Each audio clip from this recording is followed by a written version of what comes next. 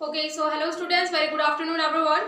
As you know, I'm your science teacher and here I'm just going to take a class of class 10. Okay, so बेटा class 10th में आप लोगों के science में मैंने आप लोगों को चैप्टर 3 स्टार्ट किया था और चैप्टर 3 में आज की वीडियो में मैं आपका आज का जो लास्ट टॉपिक है reactivity series and ionic compound ये आपको बताऊंगी। इसके साथ ही आपका ये चैप्टर फिनिश हो जाएगा, ठीक है ना। इसके बाद आपका जो चैप्टर 4 है वो स्टार्ट करूंगी, देन आपको बायोलॉजी चैप्टर क्लियर। उसके तो चलिए आज के जो क्लास है उसको स्टार्ट करते हैं। सबसे पहले बेटा हम रिएक्टिविटी सीरीज की बात कर रहे हैं। तो बेटा रिएक्टिविटी सीरीज क्या होती है? ये रिएक्टिविटी सीरीज मैटर के रिएक्टिविटी के अकॉर्डिंग डिक्रीजिंग ऑर्डर में बनाई हुई एक लिस्ट है, जिसमें कि जो सबसे ज्यादा मोर रिएक्टिव एलिमेंट है उनको सबसे अपर पोजीशन दी गई है और जो लीस्ट रिएक्टिव एलिमेंट है उनको लोअर पोजीशन दी गई है, ठीक है ना। तो देखिए ये बहुत ही इंपॉर्टेंट है, मैं आपको बता दूं, ये आपको जरूर से जरूर याद करना है एग्जाम के लिए। और ये रिएक्टिविटी सीरीज है, यहाँ पे पोटेशियम, सोडियम, कैल्शियम, मैग्नीशियम ये आपके मोर रिएक्टिव एलिमेंट्स है। उसके बाद डिक्रीजिंग ऑर्डर में यहाँ पे आपका एल्यूमिनियम, जिंक, आयरन ये आपके क्या हो जाते हैं? मिडिल रिएक्टिव एलिमेंट है। उसके बाद फिर हाइड्रोजन की बात से ये कॉपर, मर्करी, गोल्ड, सिल्वर, यहाँ पे आपके जो गोल्ड एंड सिल्वर है वो लीस्ट रिएक्टिव एलिमेंट्स है, ठीक है ना। तो आपको ये याद रखना है। गोल्ड एंड सिल्वर इसी वजह से इसका यूज क्या होता है? ज्वेलरीज बनाने के लिए किया जाता है, ठीक है। और इसी कारण से जो potassium and chlorine, sodium and potassium है वो रिएक्टिव होती है, इस कारण से उनको केरोसिन ऑयल में रखा जाता है, ठीक है। तो इसको आप लर्न कर लीजिएगा। नाउ आपका जो सेकंड टॉपिक है बेटा वो क्या है? Reaction of matter with non matter. तो जो बेटा आपके में आयोनिक कंपाउंड बनता है, याद रखिएगा।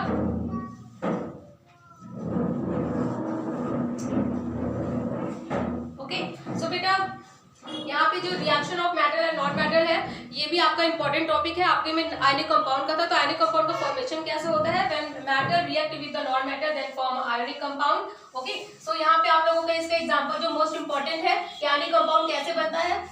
तो what is the ionic compound? Ionic compound आप लोगों को पता होना चाहिए। आयनिक कंपाउंड क्या होता है? आयंस के फॉर्मेशन के थ्रू होता है, ठीक है। जब matter and matters and non metal आपस में रिएक्शन करती हैं देन आयोनिक कंपाउंड का फॉर्मेशन होता है, याद रखिएगा। अब इसके एग्जांपल आप लोग डायरेक्टली ले लेते हैं, जैसे मैंने एग्जांपल पहले भी दिया है। सोडियम लेते हैं, सोडियम एक मेटल है, ठीक है। उसके आउटर मोस्ट ऑर्बिटल में क्या होते हैं? एक इलेक्ट्रॉन होते हैं। ये एक इलेक्ट्रॉन डोनेट करेगा, है ना, ऑक्टेट कंप्लीट करने के लिए, और सोडियम पॉजिटिव आयन का फॉर्मेशन करेगा। ओके, उसके बाद फिर ये सोडियम मेटल है, उसके बाद फिर इसी के साथ रिएक्शन कौन करेगा? क्लोरीन करेगा। क्लोरीन के आउटर मोस्ट ऑर्बिटल में कितने इलेक्ट्रॉन होते हैं?